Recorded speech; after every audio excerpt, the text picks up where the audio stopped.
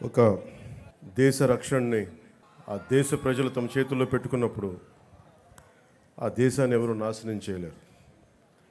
అదే దేశ రక్షణని కొద్దిమంది చేతుల్లో పెట్టి తాము చేతులు కట్టుకొని కూర్చుంటే మాత్రం ఆ దేశాన్ని ఎవరు రక్షించలేరని డానియల్ వెబ్స్టర్ చెప్పిన మాటలు ఈ సందర్భంగా మేము తెలియజేసుకున్నాం. భవతి భిక్షాందేహి అంటే శత్రువుకు కూడా అన్నం పెట్టే నేల. పాహిమాం రక్షమాం అంటే ఎదుటివాడి ప్రాణానికి తన ప్రాణాన్ని పణంగా పెట్టే నేల. తన దేశపు సరిహద్దులు దాటి పరాయి దేశం మీద దండయాత్రని చెయ్యని నేల. అలాంటి నేల మీద ముష్కర మూకలు దండయాత్రలు చేసిన ఈస్ట్ ఇండియా కంపెనీ, బ్రిటిష్ సామ్రాజ్యవాదులు ఈ నేల సంపదలని కొల్లగొట్టిన వర్తమానంలో నియంతృత్వ ధోరణితో ప్రజా జీవితాన్ని అస్తవ్యస్తం చేస్తూ ప్రభుత్వ ఖజానాన్ని, ఆస్తుల్ని దోపిడీ చేసిన ఎవరిని కూడా ఈ దేశ ప్రజలు కాలానుగుణంగా వీరందరికీ చాలా బలమైన గుణపాఠాలు నేర్పారు.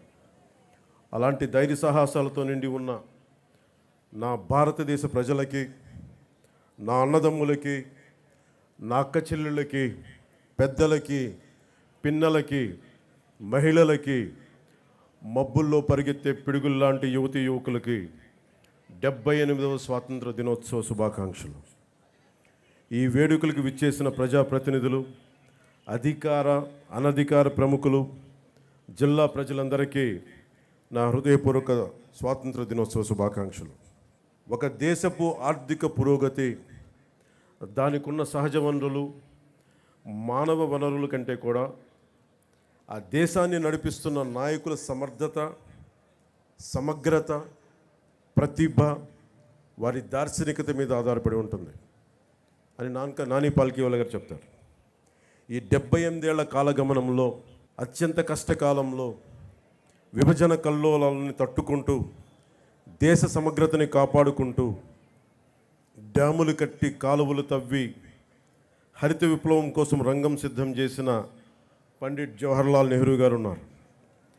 జై జవాన్ జై కిసాన్ నినాదంతో దేశాన్ని ముందుకు నడిపించిన శ్రీ లాల్ బహదూర్ శాస్త్రి గారు ఉన్నారు.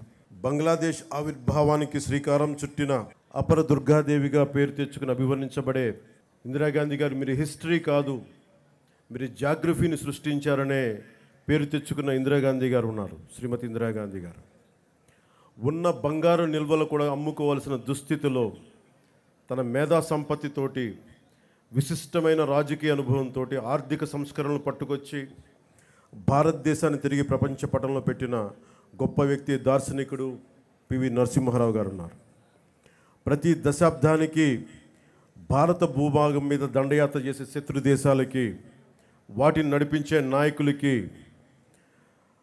వారి దేశ ఆర్థిక మూలాలు కానీ మొత్తం కదిలిపోయేలా, వారి మూలాలు కదిలిపోయేలా, శత్రు దేశాల మూలాలు కదిలిపోయేలా పోఖ్రాన్లో అణుబాంబుని పేల్చి భారతదేశ స్థాయిని చూపించి ప్రపంచాన్ని నివ్వెరపోయేలా చేసిన సింహరాజం శ్రీ అటల్ బిహారీ వాజ్పేయి గారు ఉన్నారు. ఆ తర్వాత కాలంలో కశ్మీర్ నుండి కోయంబత్తూర్ వరకు ఉగ్రవాదుల పేలుళ్ళు, గోకుల్ చాట్ పేలుళ్ళు, పార్లమెంట్ మీద దాడులు, ముంబై మహానగరాన్ని పట్టుమని 10 మంది ఉగ్రవాదులు దాడి చేస్తే తిరిగి అంతా దేశం అల్లకల్లోలం అయిపోయిన సమయంలో, అసలు ఈ దేశం పోఖ్రాన్ అణుబాంబు పేల్చినా కూడా ఈ దౌర్భాగ్యమైన పరిస్థితి ఏంటి అని అనుకున్న సమయంలో, పాత తరం నాయకుల్లా కాదు, మా దేశం మీద దాడి చేస్తే,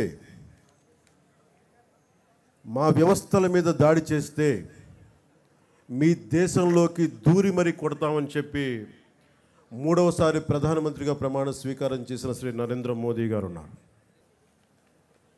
ఇలాంటి మహానుభావులు ఎందరో, వారందరికీ నా వందనం. మన కాకినాడకు సంబంధించి ఎందరో మహానుభావులు, ఫ్రీడమ్ ఫైటర్స్ ఉన్నారు. దుర్గాబాయి దేశ్ముఖ్, బులుసు సాంబమూర్తి గారు, అలాగే 53 రోజులు మనకి ఉపవాసం చేసి బలిదానమై రాష్ట్రాన్ని ఇచ్చిన పొట్టి శ్రీరాములు గారు ఉన్నారు. పేరు లేని ఊరు లేని ఎందరో ఫ్రీడమ్ ఫైటర్స్, స్వాతంత్ర సమరయోధులు వారి త్యాగాల్ని ఇది గుర్తు చేసుకునే సమయం. ఎన్ని కోట్ల మంది త్యాగాలు చేశారు. ఒక 19 ఏళ్ల ఖుదీరామ్ బోస్, 23 ఏళ్ల భగత్ సింగ్, 13 ఏళ్ల రాణి గుయిడిని, వారందరికీ అంత చిన్న వయసులో చనిపోవడానికి ఏ అవసరం ఉంది? పుట్టబోయే తరాల సానుభూతితోటి బాగుండాలని ఒకే ఒక కోరిక వారిని బలిదానాలు చేసేలా చేసింది. మనం ఎవరి త్యాగాల మీద, బలిదానాల మీద మనం బతుకుతున్నామో వారిని గుర్తు తెచ్చుకోవడానికి, బాధ్యతగా భవిష్యత్ తరాలకి మనం అదే భవిష్యత్తుని, బలమైన భవిష్యత్తుని ఇవ్వడానికి ఇది ఈ రోజుని మనం తీసుకుంటాం. ఆ దేశభక్తి మమ్మల్ని ఈ రోజున ఇక్కడ ఇలా నిలబెట్టింది. ఒక నియంతృత్వ ధోరణితో 3.5 కోట్ల మంది ప్రజల కోసం స్వాతంత్ర స్ఫూర్తిని తీసుకుంటూ ఈరోజు మీ ముందు నిలబడ్డాం. ఇదే రోజున సంవత్సరం కరెక్ట్గా 78 సంవత్సరాల క్రితం ఇంకా మన పక్కనున్న తెలంగాణకి ఇంకా స్వాతంత్రం రాలా. నెహ్రూ గారు ఎర్రకోట మీద జెండా ఎగరేస్తున్నప్పుడు పక్కనున్న పంజాబ్లో వేలాది మంది ఆడపడుచుల మానాలకి అవమానం జరిగింది. మన పక్కనున్న తెలంగాణలో రజాకారులు అర్ధనగ్నంగా ఆడపడుచుల్ని బతుకమ్మాడించిన పరిస్థితులు. అలాంటి పరిస్థితులను తట్టుకొని పాకిస్తాన్, తూర్పు పాకిస్తాన్గా 2 విడిపోయి ఇప్పుడు ప్రస్తుత బంగ్లాదేశ్ విడిపోతూ ఎన్ని లక్షలాది మిలియన్స్ ఆఫ్ పీపుల్ రోడ్ల మీద పడిపోయి ఉన్న ఊరిని, సొంత ఊరిని, ఇళ్ళని వదిలేసి కాందీసుకులుగా ఏర్పడ్డారు. వారి బలిదానాల మీద ఈ దేశం నిర్మించబడింది. వారి బలిదానాలను గుర్తు తెచ్చుకునే రోజు ఇది. మనందరం ఆనందించే రోజు కంటే కూడా ఎంత బాధ్యత ఉండాలని గుర్తుకు పెట్టే రోజు. అలాంటి బాధ్యతే ఈ రోజున మిమ్మల్ని ఈ వేదిక ముందు నిలబెట్టింది. 1923 కాకినాడలో జరిగిన భారతీయ జాతీయ కాంగ్రెస్ మహాసభలు జిల్లా వేదికగా జరిగిన ఒక అపురూప ఘట్టం. గాంధీజీ గారి పిలుపు మేరకు జిల్లా ప్రజలు చొల్లంగి, ఉప్పాడ తీరంలో నిర్వహించిన ఉప్పు సత్యాగ్రహం బ్రిటిష్ పాలకుల్ని గడగడలాడించింది. విప్లవ జ్యోతి మన్యం వీరుడు అల్లూరి సీతారామరాజు కాకినాడలో చదువుతున్న రోజుల్లోనే దేశ దాస్య విముక్తి కోసం పోరాట కాంక్ష ఆయనలో రగులుకుంది. ఆంధ్ర భగత్ సింగ్గా ఖ్యాతి గడించిన ప్రతివాద వెంకటాచారి కాకినాడలో నిర్వహించిన విప్లవ ఉద్యమం తెల్లవాళ్ల వెన్నులో వెనుక పుట్టించింది. అందుకే ఆయన ప్రతివాద భయంకరాచారి అంటారు. దుర్గాబాయ్ దేశ్ముఖ్, బులుస్ సాంబమూర్తి వంటి ఎందరో జిల్లా ప్రముఖులు స్వాతంత్రోద్యమంలో ప్రజల ముందుకు నడిపించారు. వారి ఆశయాల బాటలో కుల, మత, భాష, ప్రాంతాలకు అతీతంగా దేశ సమగ్రతకు, సంక్షేమం, సామాజిక న్యాయం మౌలిక లక్ష్యాలుగా సుపరిపాలనను ఈ రాష్ట్ర ప్రభుత్వం ప్రజలకు అందిస్తుంది. సూపర్ 6 ప్రాధాన్యతల అమలుతో రాష్ట్ర పునర్నిర్మాణానికి షణ్ముఖ వ్యూహంతో ముందుకు వెళ్తుంది. ఈ 78వ స్వాతంత్ర దినోత్సవ శుభవేళ మన జిల్లాలో అమలవుతున్న అభివృద్ధి సంక్షేమ కార్యక్రమాలను మీకు ఒక సంక్షిప్తంగా వివరిస్తాను. దేశంలోనే ఆదర్శనీయ రైతులు, వృద్ధులు, దివ్యాంగులు, వితంతువులు తదితర ఏ ఆసరా ఆలంబన లేని 28 కేటగిరీల ప్రజలకు రాష్ట్ర ప్రభుత్వం అండగా నిలుస్తూ వారికి సామాజిక పెన్షన్లు గణనీయంగా పెంచింది. జిల్లాలో 17 కేటగిరీలకు చెందిన 2,77,594 మంది లబ్ధిదారులకు 117 కోట్ల మొత్తం పెన్షన్లుగా అందిస్తుంది. నిత్యాన్నదానంతో అన్నార్తుల ఆకలి తీర్చి పేదల మదిలో ఆరాధ్యమూర్తిగా నిలిచిన అపర అన్నపూర్ణ డొక్కా సీతమ్మ గారు ఆమె మహోన్నత జీవితం ఆశయాలకు నివాళిగా ఎన్డీఏ రాష్ట్ర ప్రభుత్వం పాఠశాలల్లో మధ్యాహ్న భోజన పథకాన్ని డొక్కా సీతమ్మ గారి పేరిట అమలు చేస్తుంది. జిల్లాలో 1258 పాఠశాలల్లో 1,22,591 మంది విద్యార్థులకు, చిన్నారులకు డొక్కా సీతమ్మ మధ్యాహ్న బడి భోజన పథకం ద్వారా పౌష్టికాహారం అందిస్తున్నారు. ₹2కే కిలో బియ్యం పథకం లాంటి ఎన్నో పేదరిక నిర్మూలన కోసం పథకాలకు నాంది పలికిన స్వర్గీయ నందమూరి తారక రామారావు గారు పేదల కోసం ఆయన స్ఫూర్తి ఆశయాలు కొనసాగింపుగా రాష్ట్ర వ్యాప్తంగా పట్టణాల్లో పేదలకు ₹5 భోజనం అందించే అన్నా క్యాంటీన్లని ఈ రోజు నుంచి పునఃప్రారంభిస్తున్నాం. మన జిల్లాలో మొత్తం 11 అన్నా క్యాంటీన్లు పేదలకు అందుబాటులో వస్తున్నాయి. ప్రజలకు పారదర్శక రీతిలో ఇసుక లభ్యత కోసం నూతన ఉచిత ఇసుక విధానాన్ని రాష్ట్ర ప్రభుత్వం గత జూలై 8వ తారీఖు నుండి అమలులోకి తీసుకొచ్చింది. తొలి విడత ప్రధాన్ మంత్రి ఆవాస్ యోజన పథకం కింద జిల్లాలో వచ్చే అక్టోబర్ నెల నాటికి 4500 గృహాల నిర్మాణం పూర్తి చేసేందుకు 100 రోజుల ప్రణాళిక అమలవుతోంది. ప్రధాన్ మంత్రి ఆవాస్ యోజన 2.0 ద్వారా 2025 నుండి కేంద్ర ప్రభుత్వం అందించే 2.5 లక్షలు మొత్తానికి తన వంతుగా 1,50,000 జోడించి 4 లక్షల రూపాయల యూనిట్ విలువతో పేదలకు గృహాలు నిర్మించాలని రాష్ట్ర ప్రభుత్వం నిర్ణయం తీసుకుంది. అలాగే పేదలకు గ్రామీణ ప్రాంతాల్లో 3 సెంట్లు, పట్టణ ప్రాంతాల్లో 2 సెంట్లు నివాసన స్థలాలు మంజూరుకు నిర్ణయించింది తెలియజేసేందుకు చాలా సంతోషిస్తున్నాం. 2014-2019 వరకు జిల్లాలో ఇల్లు నిర్మించుకున్న లబ్ధిదారులకు పెండింగ్ ఉన్న బిల్లులకు సుమారు 49 కోట్ల రూపాయల బకాయిలను చెల్లించేందుకు ప్రభుత్వం విధి విధానాలను రూపొందిస్తుంది. జిల్లాలో టిడ్కో ద్వారా 529 కోట్ల నిధులతోటి 7,228 ఇళ్లను 5 ఏళ్ల క్రితమే నిర్మించగా 3,582 ఇళ్లను లబ్ధిదారులకు అందజేయడం జరిగింది. మిగిలిన ఇళ్ల రిజిస్ట్రేషన్, మోర్గేజ్ పూర్తి చేసి త్వరలోనే డ్రైన్లు, తాగునీటి సరఫరా తదితర అన్ని మౌలిక వసతులతోటి లబ్ధిదారులకు అప్పగిస్తాం. కాకినాడ పర్లోపేట సైట్ బిలో మరో 904 ఇళ్లని ఇచ్చే డిసెంబర్ నాటికి నిర్మించి లబ్ధిదారులకు అందజేస్తాం. నిత్యావసర సరుకుల ధరల పెరుగుదల భారం తగ్గించేందుకు జిల్లా వ్యాప్తంగా 37 ప్రత్యేక కౌంటర్లు ఏర్పాటు చేసి ప్రజలకు నాణ్యమైన బియ్యం, కందిపప్పును తక్కువ ధరలో అందుబాటులో ఉంచాం. జిల్లాలో ఈ ఖరీఫ్ సీజన్ పంటల సాగుకు 4,251 కోట్ల మొత్తాన్ని పంట రుణాలకు గాను, 2,425 కోట్ల మొత్తాన్ని టర్మ్ లోన్లు గాను రైతులకు అందించేందుకు నిర్దేశించుకున్న లక్ష్యానికి గాను ఇప్పటివరకు 3,961 కోట్ల రూపాయల మేరకు రుణాలు కల్పించింది. కౌలు రైతులకు 59 కోట్ల మొత్తాన్ని రుణాలుగా అందించాం. ఇటీవల కురిసిన భారీ వర్షాల కారణంగా నష్టపోయిన రైతులకు 80% రైతుపై 100 క్వింటాళ్ల విత్తనాలు సరఫరా చేస్తున్నాం. PM కిసాన్ పథకం ద్వారా సంవత్సరం తొలి విడతగా జిల్లాలో 125,850 మంది రైతు కుటుంబాలకు ఖాతాలకు 25 కోట్ల 17 లక్షల పెట్టుబడి సహాయాన్ని గత జూన్ నెలలో అమలు చేస్తూ ఉన్నాం. పంచాయతీరాజ్ వ్యవస్థను బలోపేతం చేసేందుకు రాష్ట్ర ప్రభుత్వం 3 కీలక నిర్ణయాలు తీసుకుంది. వీటిలో మొదటిది గ్రామ పంచాయతీలకు ఆర్థిక పరిపుష్టి, సర్పంచ్ వ్యవస్థకు గౌరవం పునర్ప్రతిష్ఠించడం, నిధులు కొరత ఉన్న కొద్ది నిధులను గత ప్రభుత్వం ఇతర అవసరాలకు మళ్లించడం కారణంగా గ్రామ పంచాయతీలకు ప్రజలకు కనీస సౌకర్యాలు కల్పించలేని దినస్థితికి చేరాయి. ఆ పరిస్థితిని చక్కదిద్దే దిశగా తొలి అడుగు నేటి నుండే ప్రారంభించాం. జాతి సగర్వంగా చెప్పుకునే స్వాతంత్ర గణతంత్ర దినోత్సవాలను నిర్వహించేందుకు గత 34 ఏళ్లుగా చిన్న పంచాయతీలు కేవలం 100 రూపాయలు, పెద్ద పంచాయతీలకు 200 రూపాయలు మాత్రమే ఇవ్వడం జరుగుతోంది.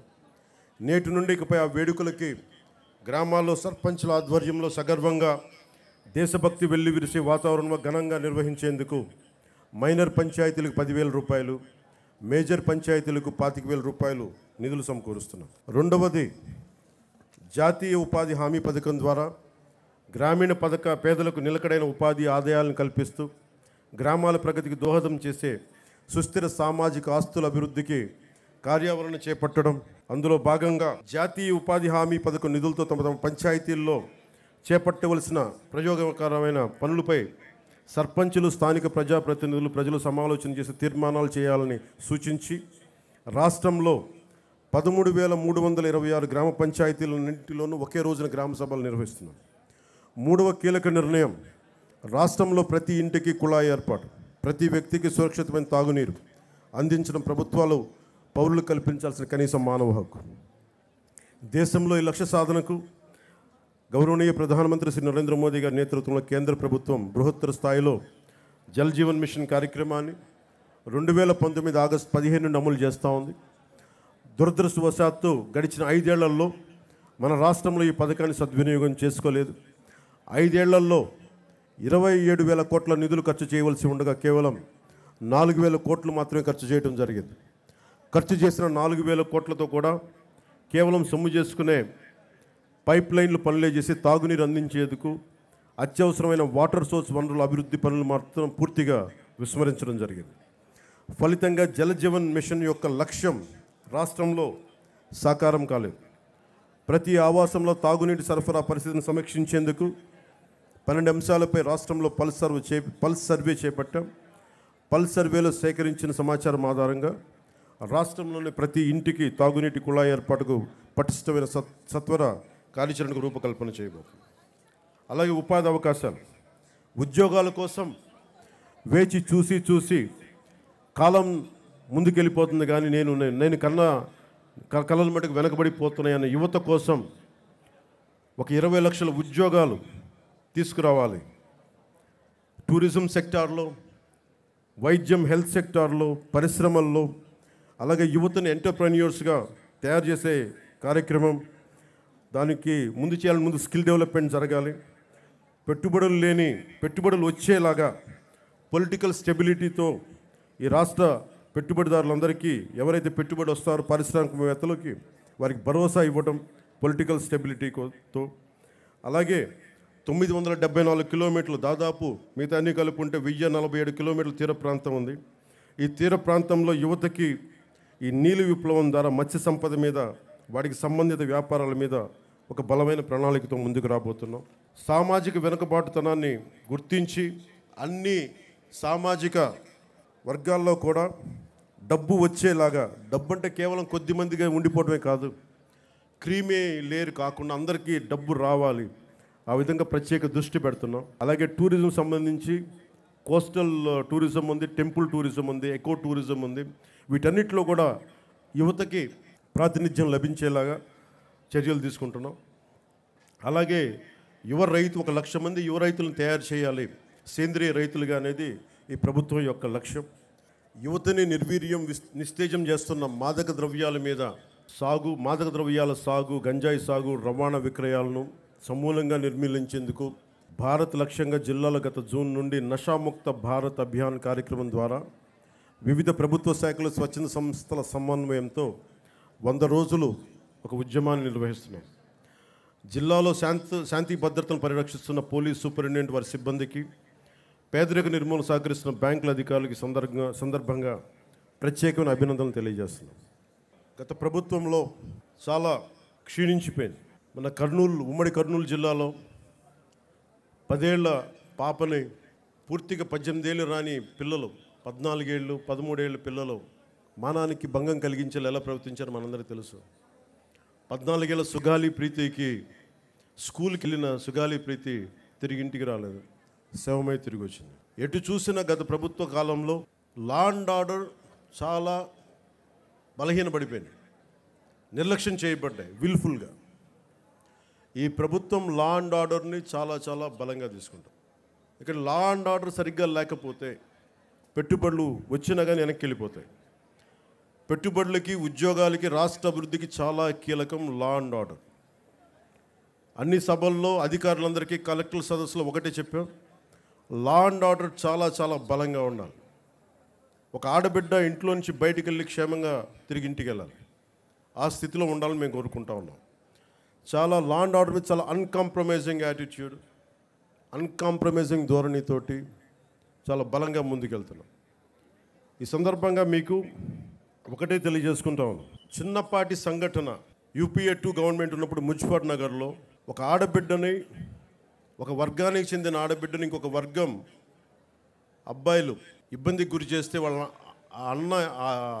ఆడబిడ్డ అన్నదమ్ములు వచ్చి గొడవ పెట్టుకుంటే, ఎందుకు మా చెల్లిని ఏడిపిస్తున్నారంటే అది మొత్తానికి ఒక కమ్యూనల్ గొడవ అయిపోయింది. యాక్చువల్గా చూస్తే అది ఒక law and order issue. So law and ఆర్డర్ని సరిగ్గా కనుక మనం చేయకపోతే అది ఏ స్థాయికి గొడవలని వెళ్ళిపోతాయి. అందుకని ఈ ప్రభుత్వం లా అండ్ ఆర్డర్ మీద చాలా బలమైన నిర్ణయాలు తీసుకుంటుంది. సోషల్ మీడియాలో పోస్టుల దగ్గర నుంచి బయట విచ్చలవిడిగా మాట్లాడేవాళ్ళు, ఆడబిడ్డల మాన ప్రాణాలని ఇబ్బంది పెట్టేవాళ్ళు, దాడులు చేసేవాళ్ళు, దౌర్జన్యాలు చేసేవాళ్ళు కొంచెం జాగ్రత్తగా ఉండాల్సిన సమయం అది. ఆడబిడ్డల మాన ప్రాణ సంరక్షణలకు ఇబ్బంది కలిగిన, సగటు మనిషి ఆస్తిపాస్తులకు ఇబ్బంది కలిగిన దేశ సమగ్రతకి భంగం కలిగించిన, సామాజిక భద్రతకి భంగం కలిగించిన ఈ ప్రభుత్వం చాలా గట్టి నిర్ణయాలు తీసుకుంటుంది.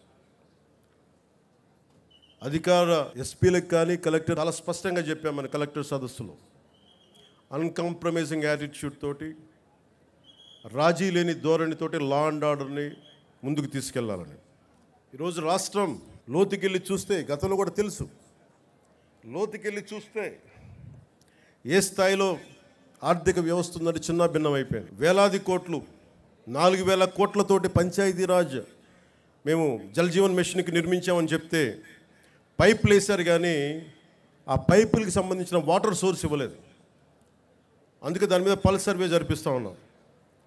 లా అండ్ ఆర్డర్తో పాటు ప్రజా సంపదని దుర్వినియోగం చేసిన ఎవరిని కూడా వదిలిపెట్టకుండా వారికి చట్టాల పరిధిలోకి తీసుకొస్తాం. ఉదాహరణకి మనకి ఏడీబీ రోడ్ అంటాం, 50 కిలోమీటర్లు కాకినాడ టు రాజమండ్రి. దానికి కావాల్సింది 390 కోట్లు. కొన్ని లక్షలాది మంది ఎప్పుడు తిరిగే రోడ్డు. అలాంటి రోడ్ని దృష్టి వదిలేసి, అలాంటి ఇన్ఫ్రాస్ట్రక్చర్ ఫెసిలిటీస్ వదిలేసి గత ప్రభుత్వం 640 కోట్ల పైచిలుకుతోటి అక్కడ ఋషికొండలో ప్యాలెస్ నిర్మించుకున్నారు. ఎక్కడ ఈ డబ్బు వెళ్ళిపోతుందో మీకు అర్థమవుతా ఉంది కదా. ఇవన్నీ ఆగాలి. ఇవన్నీ ఆగటానికి మీరందరం కృషి చేశారు. ఈరోజు మా మీద బాధ్యత పెట్టారు. వెంటనే ఈ ఏడీబీ రోడ్డు కూడా చాలా అత్యంత తొందరలో పూర్తి చేయాలి అని నిర్ణయం తీసుకున్నాం. క్యాబినెట్కి తెలియజేశాం. గౌరవ ముఖ్యమంత్రి శ్రీ చంద్రబాబు నాయుడు గారు తెలియజేశాం. ఈ ఏడీబీ రోడ్డు కూడా త్వరగా పూర్తి చేసే బాధ్యత ఈ కొత్త ప్రభుత్వం తీసుకుంటుంది. మన కర్ణాటకకి వెళ్తే రెడ్ శాండర్స్, మన ఎర్రచందనం దొంగలు మన అడవుల్లో కొట్టేసి, శేషాచలం అడవుల్లో కొట్టేసి కర్ణాటకలో తరలిస్తూ ఉంటే కర్ణాటకలో పట్టుకున్నారు. 100 కోట్ల రూపాయలు ఒకసారి, 40 కోట్ల రూపాయలు ఇంకొకసారి. ఆంధ్రప్రదేశ్ చెందిన ఎర్రచందనం దొంగల్ని మన కర్ణాటక ప్రభుత్వం తీసుకుంది. అక్కడ ఫారెస్ట్ అధికారులు చెప్పారు, వేలం వేశారు. ఆ డబ్బు కర్ణాటక ప్రభుత్వానికి వెళ్ళిపోయింది. అదే 140 కోట్లు కనుక మనకు ఉండుంటే, రాష్ట్ర ఖజానాలు కనుక ఉండుంటే, ఎంతమంది విద్యార్థుల్ని అంబేద్కర్ విదేశీ విద్యా పథకానికి పంపించవచ్చు, ఫీజు రీఎంబర్స్మెంట్లు చేయొచ్చు, ఇలాంటివి ఎన్నో చూడొచ్చు. కానీ దురదృష్టం ఆ పరిస్థితుల్లో లేదు. సో మేము ముందుకొచ్చి ఇవన్నీ బయటికి తీసి ఆ నిధుల్ని అవన్నీ తిరిగి మనకి చెందేలాగా ప్రయత్నాలు మొదలు పెడతాం. మా మీద చాలా బలమైన బాధ్యత పెట్టారు మీరందరూ. ఆ బాధ్యతని చాలా జాగ్రత్తగా, బరువు బాధ్యతలతోటి ముందుకు తీసుకెళ్తాం. నేను డిప్యూటీ ముఖ్యమంత్రిగా ప్రమాణ స్వీకారం చేస్తున్నాను. నాకు కొన్ని పరిధిలోనే మాట్లాడాల్సిన అవసరం ఉంది. ఒకటైతే మీకు మాటిస్తున్నాను, ఈ ఎన్డీఏ ప్రభుత్వం, తెలుగుదేశం, భారతీయ జనతా పార్టీ, జనసేన ఎన్డీఏ ప్రభుత్వం స్వాతంత్ర సమగ్రతకి స్ఫూర్తిని నింపేలాగే అభివృద్ధి ఉంటుంది. భావితరాల కోసం మేము అండగా నిలబడతాం. ఒక దేశపు సంపద నదులు కాదు, అరణ్యాలు కాదు, ఖనిజాలు కాదు, కలల ఖనిజాలతో చేసిన యువత. ఆ యువత కోసం పెద్ద ఎత్తున మన బాధ్యతతోటి పెద్ద ఎత్తున కార్యక్రమాలు చేపడతాం. ముఖ్యంగా విభజన సమయంలో ఈస్ట్ బెంగాల్ డివిజన్, ఒక రాష్ట్ర విభజన జరుగుతుందంటే దేశంలోని నాయకులందరూ ముందుకొచ్చారు, ఆప్ చేశారు బెంగాల్ డివిజన్. అదే ఒక దేశం, భారతదేశం పాకిస్తాన్గా విడిపోతుంటే నాయకులందరూ కామ్గా అయిపోయారని సర్దార్ వల్లభాయ్ పటేల్ గారిని అడిగితే వల్లభాయ్ పటేల్ గారు ఒకటే చెప్పారు, మేము పెద్దవాళ్ళం అయిపోయాం, అలసిపోయాం, శక్తి లేక, పోరాట శక్తి లేక కామ్ అయిపోవాల్సి వచ్చింది అనేది అది ఆయన చెప్పింది. సో వచ్చే తరాన్ని సిద్ధం చేయడం చాలా చాలా అవసరం.